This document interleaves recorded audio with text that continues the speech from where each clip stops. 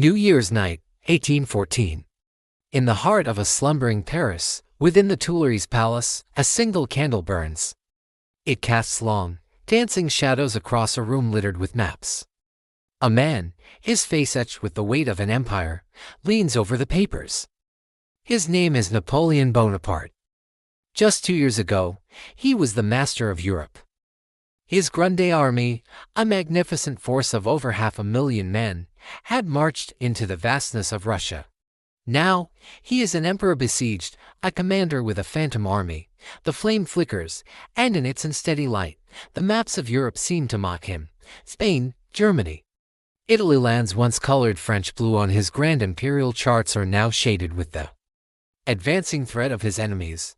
Outside, the city is quiet, blissfully unaware of the storm gathering on its borders. The citizens of Paris celebrate, raising glasses to a new year, hoping for peace. But there will be no peace. Across the Rhine, a river frozen solid by the brutal winter. The final act of this great drama is beginning. 1 million soldiers. A colossal coalition of nations united by a single purpose, the destruction of Napoleon, are massing.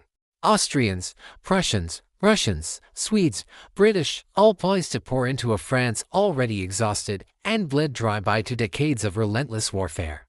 They are no longer the timid, disorganized armies he had crushed at Austerlitz and Jena. They have learned from their defeats.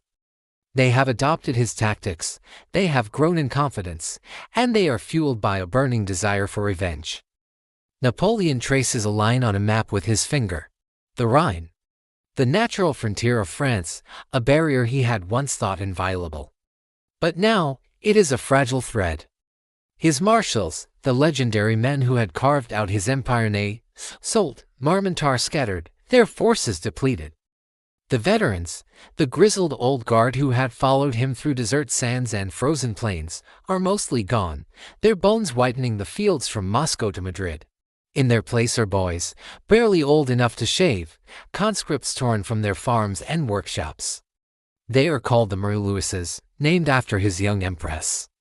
They are brave, they are loyal, but they are not the Grande Army. They shiver in their threadbare greatcoats, their hands raw from the cold, clutching muskets they have barely learned to fire. They are France's last hope, a generation sacrificed to the altar of one man's ambition. On the battlefields of Germany, at a place called Leipzig just months before, the Battle of the Nations had sealed his fate. It was a cataclysm of fire and steel, a slaughterhouse that consumed 500,000 men. It was there that the myth of his invincibility was shattered forever.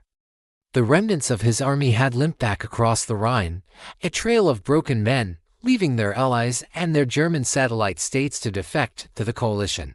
The Confederation of the Rhine, his own creation, had evaporated like morning mist. Now, as the clock ticks towards midnight, heralding the arrival of 1814, Field Marshal von Blücher, a grizzled, 71-year-old Prussian warhorse who nursed a personal hatred for Napoleon, gives the order. His army of Silesia begins to cross the Rhine. They move under the cover of darkness, their boots crunching on the frozen earth, their breath pluming in the frigid air. They are a tide of vengeance, silent and inexorable. To the south, Prince Schwarzenberg's vast Austrian-led army of Bohemia does the same. France is being invaded. Back in Paris, Napoleon knows. His network of spies, though diminished, still functions. He receives the dispatches, each one a fresh nail in his imperial coffin. He sees the pincers closing. He is outnumbered, outgunned, and his treasury is empty. His people are tired of war. They crave peace, bread, and the return of their sons. Whispers of treason and abdication echo in the corridors of his own palace. Men he had raised from obscurity, showered with titles and wealth, are now secretly negotiating with the enemy. Yet, he does not despair. Or if he does not show it. The candle in his study burns lower, but the fire in his eyes is rekindled. This is not the emperor of grandiose ceremonies, but the young general of Italy, the lean and hungry artillery officer who had seized opportunity by the throat. The impossible odds, the looming disaster, they seem to sharpen his senses, to ignite a flash of the military genius that had once mesmerized the world. He begins to plan. His mind, a machine of tactical brilliance, calculates distances, troop movements, and supply lines. He cannot defeat them everywhere, but perhaps he can defeat them in detail. He will move with lightning speed, striking one army before it can unite with the other. He will use the terrain of his homeland, the rivers and forests of the Champagne region, to his advantage. He will place himself between Blücher and Schwarzenberg, a wolf harrying to lumbering bears. It is a desperate gamble, a strategy born of pure necessity. This will be a campaign unlike any other. It will not be fought for glory or conquest, but for survival. The survival of his throne, his dynasty, and for France itself. In the coming weeks, in the mud and snow of a French winter, Napoleon Bonaparte will wage what many historians consider to be his most brilliant campaign. He will lead his young and experienced soldiers in a whirlwind of battles: Brienne, La Rothière, Champaubert, Montmirail, Epochs. He will inflict stunning defeats on forces far superior to his own, making the allied monarchs, who are traveling with their armies, question if they had underestimated the fallen eagle.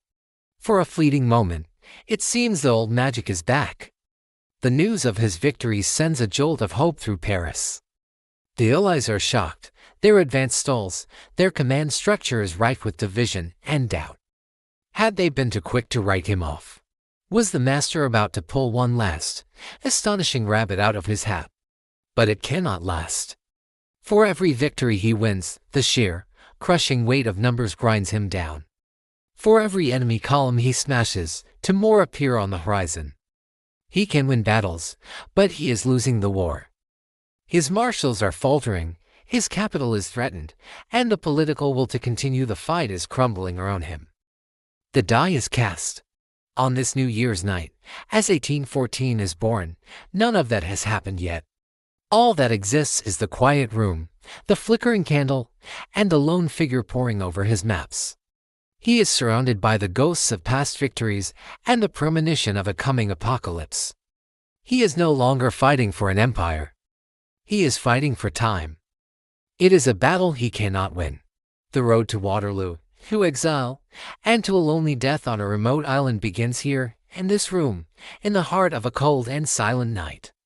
The end is near. Thank you for watching. If you found this journey into history compelling, please consider liking this video and subscribing to our channel for more stories from the past. Your support helps us bring these moments to life. We'll see you in the next one.